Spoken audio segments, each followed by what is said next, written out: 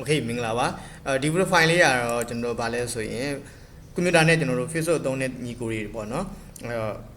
်ဒီကွန်ပျူတာမှာ Facebook သုံးမယ်ဆို VPN လို့ရတယ်အဲ့အတွက်ကျွန်တော်တို့ VPN တွေကမျိုးမျိုးရှိရပေါ့နော်ကျွန်တော်ဒီမှာ outline လို့လည်းရှယ်ဒါနဲ့ဒီကောင်ကြီးကျတော့ဝယ်သုံးရတာဆိုတော့အဆင်မပြေတာရှိရအဲ့တော့ကျွန်တော် free လဲသုံးကျင်တယ်ဆိုရင်ဘယ်လိုနည်းနဲ့သုံးမလဲပေါ့နော်အဲ့တော့အရင်ဆုံးတော့ပုံမှန်ရှိတဲ့ Wi-Fi ချိတ်ထားမယ်ပေါ့နော်ဒီမှာကျွန်တော် Wi-Fi ချိတ်ထားတယ် Google Chrome နဲ့ကိုဝင်မယ်အဲ့တော့ Chrome ကတော့သုံးလို့ပို့အဆင်ပြေတယ် Chrome ကိုသုံးမှဒီမှာ YouTube နှိပ်လိုက်မယ်ပေါ့နော်အဲ့တော့ YouTube တွေပါတယ်တော့လုံးဝ VPN မလိုပါဘူး VPN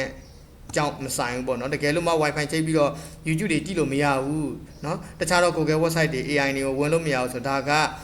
internet Wi-Fi မှာပြဿနာရှိတာပါ VPN နဲ့မပတ်သက်ပါဘူး VPN က VPN ban တဲ့ website တွေမှာပဲအဆင်မပြေတာပေါ့ဥပမာအဖြစ်ကျွန်တော် Facebook ပေါ့နော်ဒီမှာဆိုရင် Facebook သုံးမယ်အဲ့ဒီထည့်ဝင်လိုက်တယ်ဆိုတော့ this can be read ဒါက VPN လို့တာပါ internet ကအလုပ်လုပ်တယ်ဒီမှာ YouTube တစ်ခုကျွန်တော် play ကြည့်မယ်ပေါ့နော်ဒါဆို YouTube ကဒီမှာလုံးဝ play တယ်နော် YouTube မှာဘာမှပြဿနာမရှိဘူး VPN လည်းမလိုတဲ့အတွက်ကိစ္စမရှိဘူးပေါ့အဲ့တော့ကျွန်တော်တို့ကဆနာက Facebook သုံးလို့ရအောင်အတွက် VPN ဘယ်လိုထည့်မလဲအဲ့တော့ Google Chrome user တွေညီကိုတွေအတွက်ပို့ပြီးစမိပါတယ် Chrome တက်မှာကျွန်တော်ဒီဘက် net လေးမှာ setting ဆိုတာလေးရှိတယ်เนาะအဲ့ဒီထက်မှာ extension ကိုသွားမယ် extension နဲ့မှာ view Chrome web store တွေကိုသွားအောင်မှာဖြစ်ပါတယ် Chrome web store ဆိုတာဒီ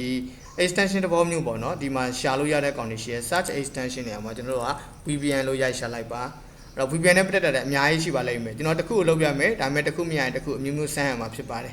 ပုံမှန်တော့မရှိပါဒီမှာ Hola VPN ဆိုလည်းရှိတယ် you have website unblock เนาะအဲ့တော့ VPN နဲ့ပတ်သက်တဲ့ဟာတွေအများကြီးပဲ software down ဆရာလို့လားဆိုရင်မလိုဘူးအခုလို extension တွေပဲအဲ့တော့ဒီမှာဆိုရင်တော့ VPN ပေါ့เนาะဒါကျွန်တော်ထည့်ပြီးသားလေးပေါ့ဒါလေးကိုကျွန်တော်နှိပ်ပြလိုက်မယ်ဒီကောင်နှိပ်လိုက်တယ်ဆိုဒီနေရာမှာ add to Chrome ဆိုပြီးပေါ်သွားလိမ့်မယ်เนาะကျွန်တော်ကဒီမှာရှိပြီးသားအဲ့တော့ရှိပြီးသားကို remove ပြန်လုပ်လိုက်မယ်ကျွန်တော်လောက်တက်အောင်လို့เนาะ remove ပြန်လုပ်လိုက်မယ်ဒါဖြုတ်တဲ့နေရောထည့်တဲ့နေရောပေါ့เนาะဖြုတ်ပြီးသားပြီဆိုရင်ဒီမှာဒီကောင်ကိုကျွန်တော်ပြန်ပြီး delete ပေးလိုက်မယ်ဒါဆိုဒီမှာဒီလိုလေးပေါ်လိုက်မယ် add to Chrome နှိပ်လိုက်မယ်ဆိုတော့ကကျွန်တော်ရှိပြီးသားမလို့ပြန်ဖြုတ်တာဟာအဲ့တော့ add to Chrome နှိပ်ပြီးရင် add extension ကိုထည့်မှာလားလို့ပြောတယ်ထည့်လိုက်မယ်ပေါ့နော်ဒါဆိုရင်ဒီမှာကျွန်တော်တို့ဒီ download button လေးပေါ်လာတယ်နော် add to Chrome ဒီ software လိုမျိုး download လိုမျိုးလေအဲ့ဒီကောင်တွေကို run ပြီးမှကျွန်တော်ထည့်ရမှာဖြစ်ပါတယ်ခဏလေးစောင့်ပေါ့နော်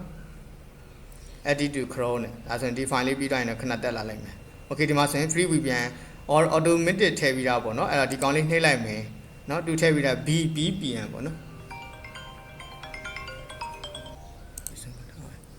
အဲ့တော့ကျွန်တော်တို့ကဒါဆိုရင်ဒီ VPN နဲ့ကိုဖွင့်သွားပြီ premium တွေဝယ်လို့ရ recommended ပေးတယ် continue limited free version ပဲကျွန်တော်သုံးပါပေါ့နော်အဲ့တော့ continue limited ဆိုတာလေးကိုနှိပ်မယ်ဒီမှာသူကပြတယ်ပေါ့နော် pin extension 2 bar ပေါ်မှာ pin လုံးမလား next သွားမယ်ဒီလုံးပုံလုံးနည်းလေးတွေပြတာပါဒါဆိုရင် apply ပဲ you อ่ะတချို့အရာဒီမှာနိုင်ငံမှာတော့မရနိုင်ဘူးလို့ပြောတယ်တို့ကလည်းဒီ pin နေရာမှာတစ်ချက်ကြည့်မယ်ဒီ extension နေရာမှာကျွန်တော်ဆိုဒီမှာတခြား VPN တွေရောတခြားတွေရောထည့်ထားတယ်အဲ့တော့ကျွန်တော်အဓိကဒီမှာ free VPN ပေါ့နော်ဒါလေးကိုကျွန်တော်တို့ကဖွင့်လိုက်ရမှာဖြစ်ပါတယ်အဲ့ဒါ VPN လေးကိုနှိပ်လိုက်မယ်ဆိုတော့ဒီမှာ connect disconnect လေးလုပ်ရုံပဲဘာမှမခက်ဘူးပေါ့နော်အဲ့တော့ကျွန်တော်ညီကိုတွေကမိမိကွန်ပျူတာမှာ Facebook သုံးဖို့လို့ဒါမှမဟုတ်ရင် VPN သုံးဖို့ပေါ့နော်တချို့ website တွေက VPN တွေနဲ့ပိတ်ထားအများကြီးရှိတယ်အဲ့တော့ကျွန်တော်မရဘူးဆိုရင်ကျွန်တော် internet error ကြောင့်မဟုတ်ဘဲနဲ့ VPN လိုတာတွေဖြစ်ပါတယ်ဒီတဲ့ကြောင့်မလို့ VPN ထည့်ပုံထည့်နေတွေကိုမျှဝေပေးတာဖြစ်တယ်ဒီမှာဆိုရင်ဝယ်မလားပြောတာပြီးဆက် not and continuous free ကိုပဲနှိပ်ပါနော် not and ဒါပြီးတော့ VPN is off တင်တာဒါလေးကိုနှိပ်လိုက်မယ် connecting ပေါ့ချိန်နေတာအဲ့ဒီကောင် connected ဖြစ်ရင်ကျွန်တော်ရတော့မှာဖြစ်ပါတယ်ခဏလေး connection ဖြစ်အောင်တော့ကျွန်တော်စောင့်အောင်မယ်ပြီးရင်တော့ဝယ်လို့ရတယ်နိုင်ငံတွေပါဒီမှာချိန်တာဒီမှာအခုလက်ရှိတော့ Netherlands ကိုပေးထားတယ်ပေါ့နော်တခြားတော့နိုင်ငံတွေလည်းရှိကောင်းရှိမယ်အဲ့တော့ဒါတော့ win သုံးကြည့်ပါဒီလောက်ဆိုရင်နားလည်လိုက်မယ်လို့ကျွန်တော်ထင်တယ်အဲ့တော့ဒီ VPN connection connected ဖြစ်သွားတာနဲ့ကျွန်တော်တို့ VPN လိုအပ်တဲ့ software တွေတနည်းအားဖြင့် website တွေ Facebook တွေအကုန်လုံးအလုပ်လုပ်တော့မှာဖြစ်ပါတယ်ဒီနေ့မှာတစ်ဆက်တည်း Facebook သုံးမဲ့ညီကိုတွေအတွက်ကျွန်တော်တို့တခြားတော့ application တွေမလိုပါဘူးဒီ Chrome website မှာပဲ www သုံးလုံးပေါ့နော် FACBOK facebook.com ဆိုပြီးရိုက်လိုက်ရင်ရပါတယ်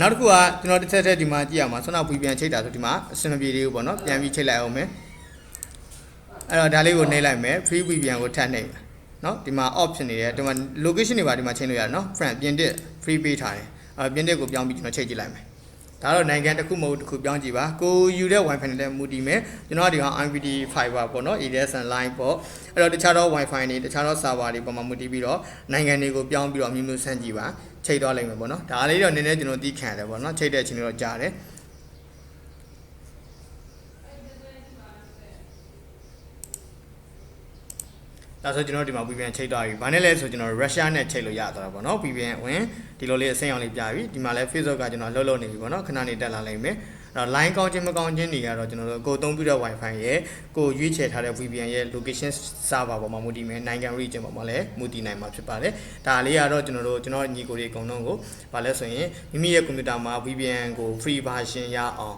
တနည်းအားဖြင့်ကျွန်တော်မဝယ်ဘဲနဲ့ပေါ့နော် software လည်းမလိုဘူး Chrome Google Chrome ရှိတာနဲ့အဲ့ဒီ Google Chrome ရဲ့ extension တွေမှာအခုလိုထည့်ပြီးတော့အသုံးပြုလို့ရတယ်လေအသုံးပြုလို့ရတာလေးကိုမျှဝေပေးခြင်းဖြစ်ပါတယ်ဒီမှာခဏနေတက်လာလိမ့်မယ်တို့တော့ကျွန်တော်အခုအခြေအနေက line ကသားကြီးကိုအဆင်မပြေတဲ့အတွက်ဒီမှာနည်းနည်းကြားနေပေါ့နော်ပုံမှန် line ကောင်းတဲ့အနေထားဆိုတော့ okay ပါပြီဒါဆိုကျွန်တော်ဒီ recording ကိုဒီမှာပဲရိုက်လိုက်တော့မယ်ကျွန်တော်ညီကိုတွေအားလုံးကွန်ပျူတာမှာ Facebook သုံးမယ်တနည်းအားဖြင့် Facebook Messenger VPN လို့တဲ့ application website တွေအကုန်လုံးပါပဲတုံမယ်ဆိုရင်အခုလို VPN ကိုချိတ်လို့ရတယ်ယူလို့ရတယ်ဆိုတဲ့လေးကိုကျွန်တော်အနေနဲ့မျှဝေပေးခြင်းဖြစ်ပါတယ်အားလုံးပဲစင်ကြပါစေ